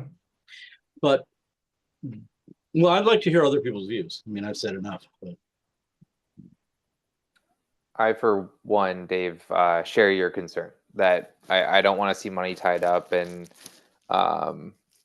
John, thank you for kind of speaking through some of those situations where funds might get stuck, but it actually almost reinforces my concerns a little bit, because if you're not getting bids, or the bids are coming in too high, or inflation has occurred, these are all reasons why I would want that money back. Like, if the project is not sustainable, then like, let's just pull the plug and keep going, right? If it's, we didn't quite ask for enough originally, or whatever the thing is, then like, yeah, let's go ahead and find a way to unlock additional funds. But to David's point, I'd like that conversation to happen sooner rather than later, right? As opposed to kind of getting stuff stuck. So David, I think it's a great point to highlight. I guess one hypothetical I put in, so if this Kennedy RFQ, all of the projects come in over what we have as allotment for CPA, you would want to just pull the plug on the project then and there if the cost is too much. I think I would want to force the conversation and invite us to give you more. Okay. Not just you. I don't want to make this about like, John, you're not bringing us a good project. that's not no. I just wanted to make that clear. Yeah, that makes total sense. Yeah, I think if we know that a project is underfunded or whatnot, or we have some obstacles, that should be made transparent to you all. And to be clear, my sense when we first kind of initiated this process, it wasn't that the projects were starting and getting stalled. To be honest, my sense was we almost were being used like a piggy bank, and the city was taking the CPA money, and it had fewer encumbrances regarding how quickly it had to be spent than money that was appropriated by the city council. And so they were spending the city council money first, and our stuff was just kind of getting kicked down the road. So it's not so much, that they were trying to do it and couldn't for reasonable reasons. It was like they weren't trying to do it at all. And that's what I think we were trying to force. I was trying to force with including this special condition. Is that they couldn't just sit on our money, do other stuff that they're doing that was more time sensitive by their structure of rules. And to respond to that, I think in the past few years we have tried to work towards that. We've worked to clean our backlog, and now when we come to the CPA, we're trying to ask for projects that we receive funds and then we want to initiate immediately. So like Quincy, when we found out we got the funds for Quincy, we immediately worked on finalizing that on-call services and trying to contract with an engineer and landscape architect on that. So I think our previous work doesn't show us in the best light, but us moving forward has been showing us trying to acquire money and instantly act on that project and have that be our main focus until that project's completed and then act on our next project. And I also want to call out the open space and recreation plan, which I would invite again everybody here to take a look at the draft open space and recreation plan and share any comments that you have before it becomes final. But I think that the process of preparing that OSRP is helping to define what the priorities will be for PSEP as a team, as well as, that's going to drive what are the projects that are going to come to the CPA. So I think that in the past, there's been some conflict between the projects that were CPA funded versus the projects that were the city's priorities to move forward. So hopefully, I think we have a chance to align the priorities for the next several years.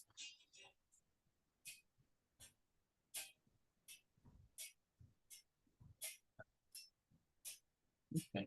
All that said, I still would like to see the language, in this, duration paragraph revised. And I don't know if we want to try and wrestle through it now, or maybe, Roberta and John, you guys can just take a crack at it, for us to talk about at the next meeting, whatever you prefer. Or, If you want to take a stab at it right now, I'm happy. Don't you want to release these materials soon to open up the grant cycle? what do I don't remember what it was in your schedule. I can, I think that I can release the application materials with the conditions still not quite finalized, as long as the conditions are finalized before we get, before the applications are due, the final conditions will be finalized. So I think that we can softly open the application round and invite people to begin to look at the applications while we are still waiting for the final pieces to come together for this. So I'm fine with that, but also given the conversation, I am willing to kind of toss out there something which I think is kind of in between what John first suggested and what was in the original grant, the letter language that Roberta shared.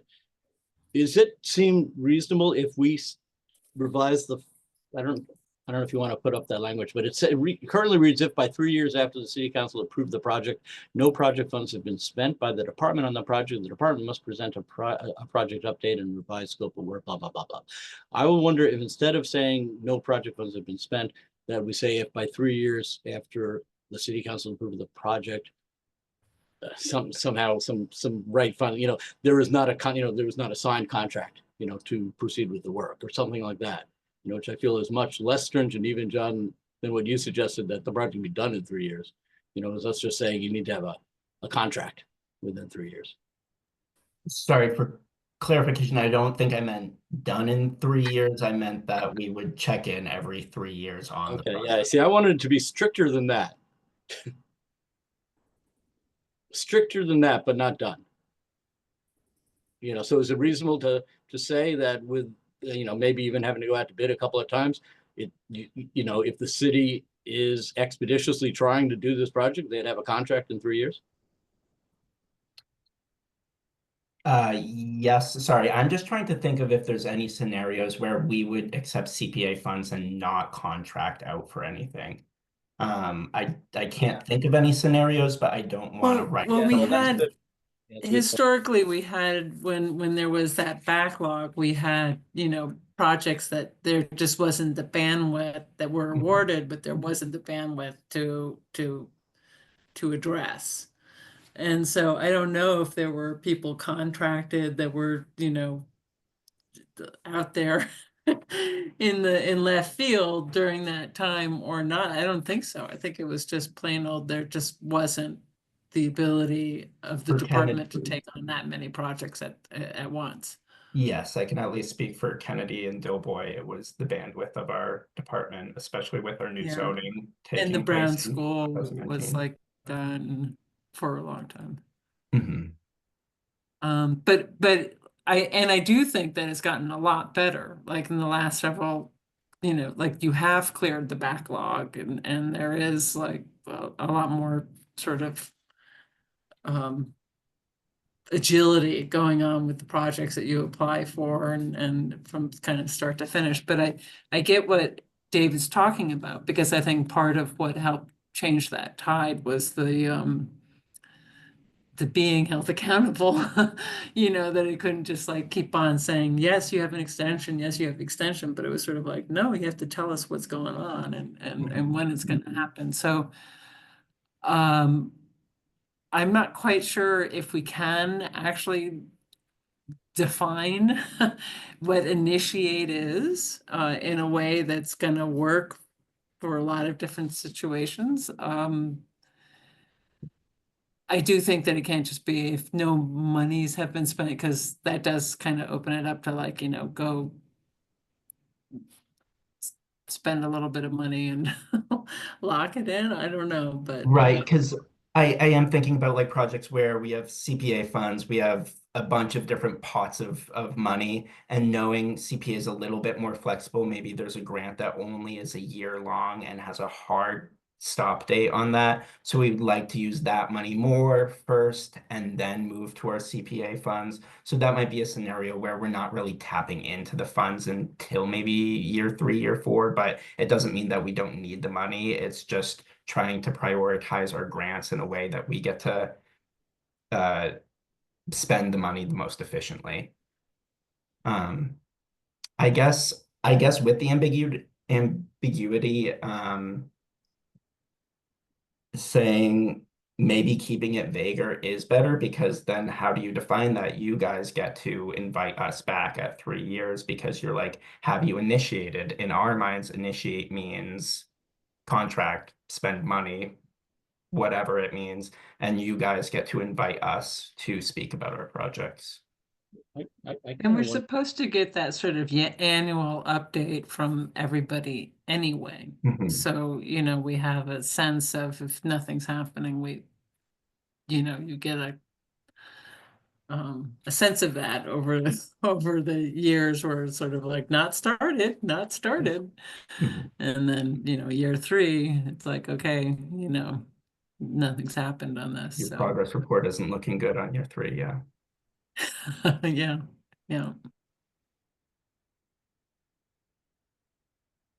So the intent of that paragraph that's added is to create a process where the committee is going to invite the city to come and justify continuing the grant, or to release the grant and say, actually, we're not going to move forward. And the committee has discretion to accept or not accept the city's explanation. So there's discretion built into it. And I think that the committee is likely to continue to want to be generous about honoring the intent of awarding the funds in the first place.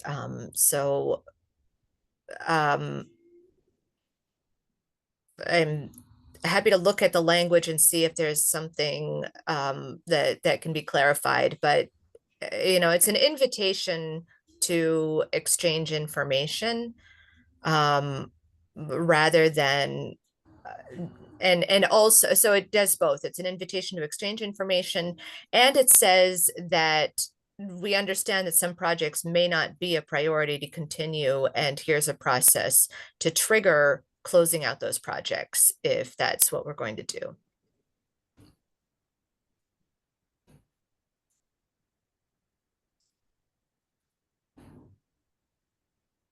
So are we going with initiate versus funds being spent? I like that, but I defer to, Yeah. So I actually kind of scrolled. I'm not exactly sure how it would fit into a sentence, but I think if we did something like, if after 3 years of city council,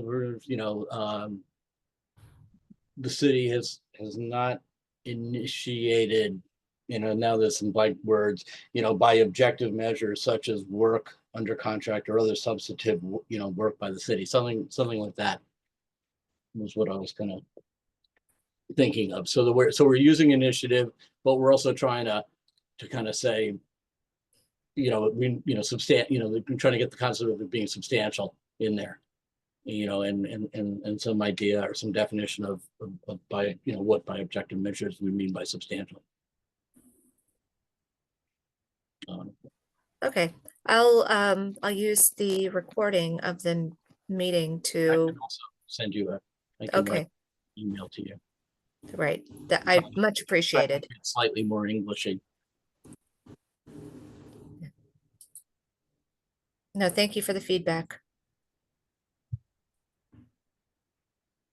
All right, any other feedback items? I do want to be cognizant of time. We're coming up to time here. What'd you say, Heather? I just said, great work, Roberta. Yeah, this is a ton of work. Yes. This is a ton of work and This really, really is, great. thank you. I would love to take a few minutes to talk about next month is going to be our annual public hearing.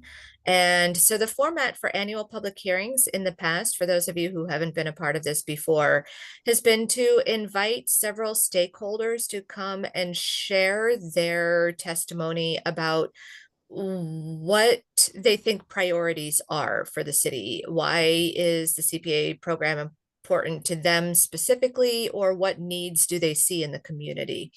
And so PSEF has offered to come and actually give a presentation of the draft OSRP at the meeting next month. And so we can learn more about the OSRP. That's kind of exactly the kind of input that we're looking for in the public hearing. And I would love to also, I'm shopping around to see who might be appropriate to speak about capital needs that the city has. I'm talking with some different departments to learn more about what could the city possibly apply for with the increased level of funding to get some of the capital needs of buildings right now that are inadequate to serve. So I'm not quite sure who that would be, but I'm hoping that I might be able to find somebody who can speak to either the needs of the buildings or the needs of the community services and spaces that are lacking, that we need these spaces to serve. So, or maybe some of both. And we also often have someone come and speak about affordable housing needs. So I wanted to ask your input if you have any ideas about who you would like to see, any particular types of stories you'd like to hear about, that I can look for someone to invite to speak next month. Roberta, I love all those suggestions. Can I also bring up the possibility of talking to the mobility department? I know Director Rawson has been just fantastic to work with in my experience in the planning board, and he brings a lot of good insights and is very forward thinking. I could see a world where the community can benefit from services in the mobility's general scope or what they would like to see happen that may not have, a funding source. And I don't know exactly how that would dovetail into how the application would occur within the city and how it even come to the CPA. But at the very least, I could see them presenting some ideas that they have in the back of their mind that they kind of see a gap that the community could benefit from. So just an idea. I'll talk with them.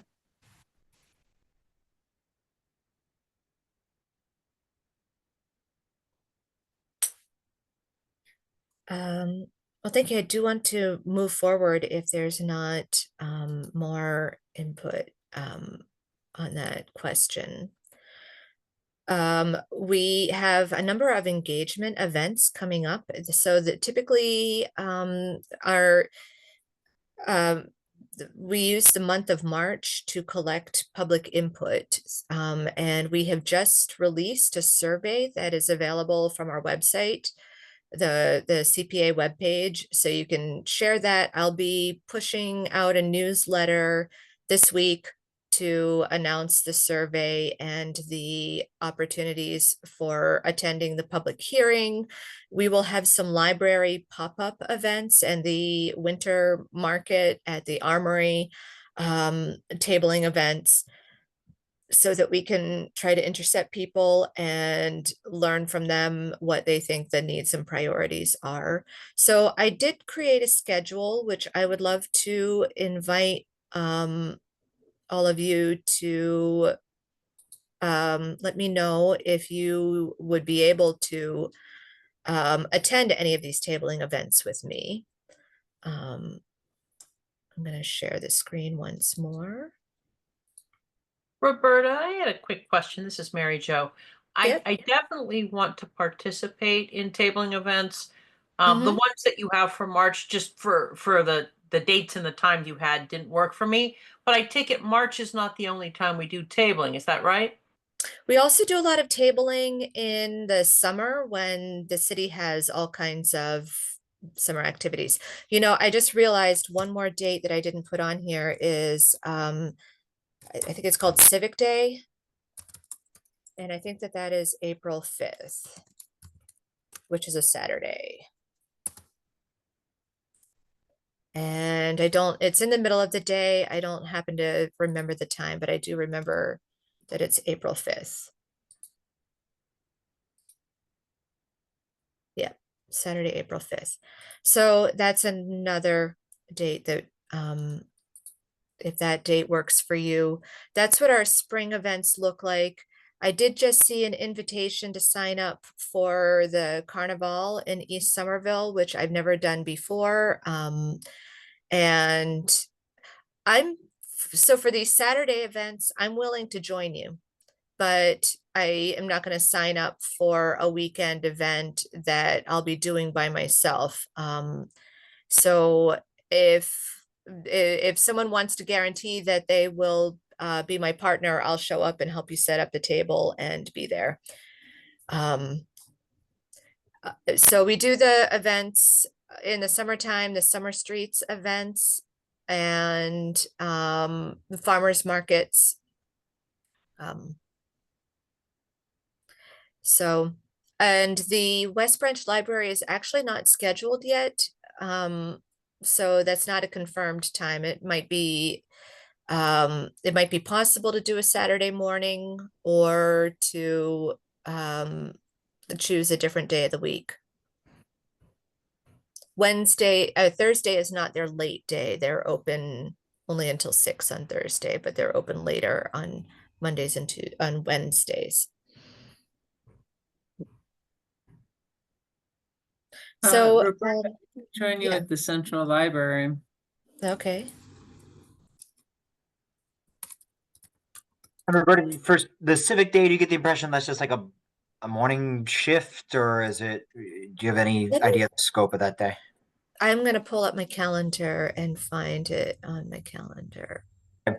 Whatever it is, why don't you tentatively put me down for that day, because it's the only one here that I can make. Yeah, you can put me down for now. Okay, just a sec.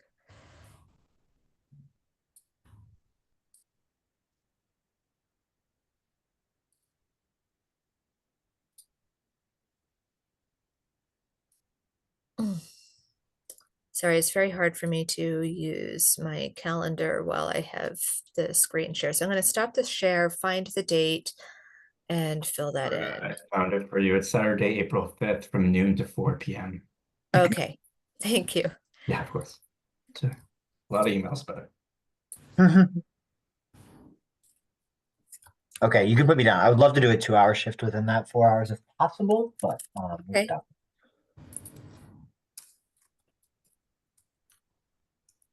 You can put me down for a 2-hour. Well, actually, let me double check my calendar really quick. But I think you can put me down for a 2-hour shift there, and you can also put me down for a 2-hour shift at the Winter Farmers Market, maybe the early slot. Thanks, David. So you said a 2-hour shift at Civic Day as well? Yes. So then I'm going to put in for overtime.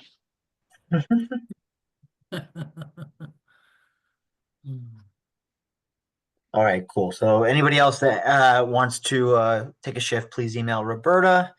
We'll get you sorted. Anything else, Roberta, on the engagement front? I think that covers all the engagement that I needed to share with you.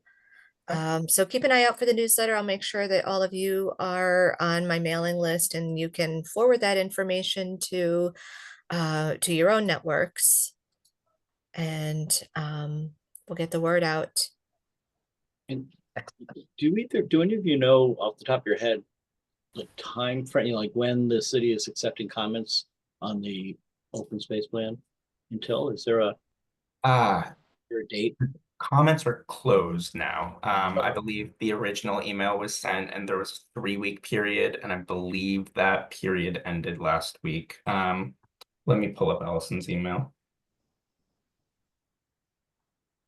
Sorry for offering comments after it was completed. No, they wouldn't. I'm sure you can email them to Allison. I just know that we are now compiling those comments and working into final production. We do need to kind of get this out so that we can start to apply for grants for fiscal year 26. So that's kind of our pressure to start printing and producing this document.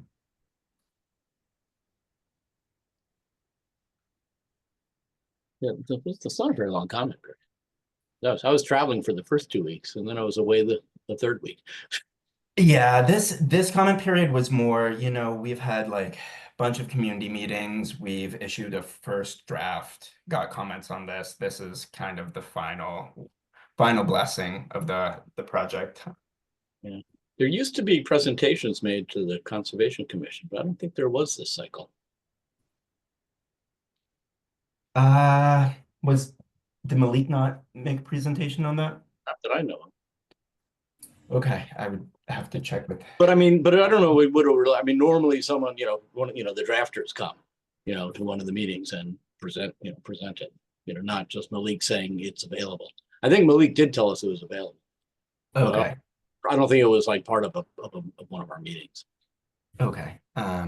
Yeah, I think our roles, Allison's the one producing this document, but I believe at our next CPC meeting, I'm going to be the one making the presentation. I think it's kind of a divide and conquer with the PSIF team. Okay.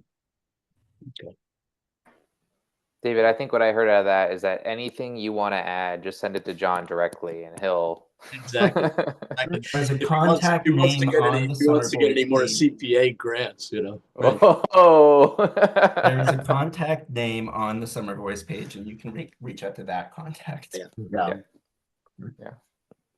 All right, very good. Any other open items, Roberta or anybody else? All right. Can I have a motion to adjourn tonight's meeting? I can make that motion. Any second? And make a motion to adjourn. I'll second. All right, we'll count Heidi as Heather as a second. Okay, Roberta, if you don't mind, call on the roll. Michael. Aye. Carlos. Here. David. Yes. Mary Jo. Yes. John. Yes. Joe. Yes. Heather. Yes. And Ryan. Yes. All right. Thank you all. Thanks, Great everybody. meeting tonight. Thank you. Appreciate you. Goodness, Thanks. Bye. Bye-bye.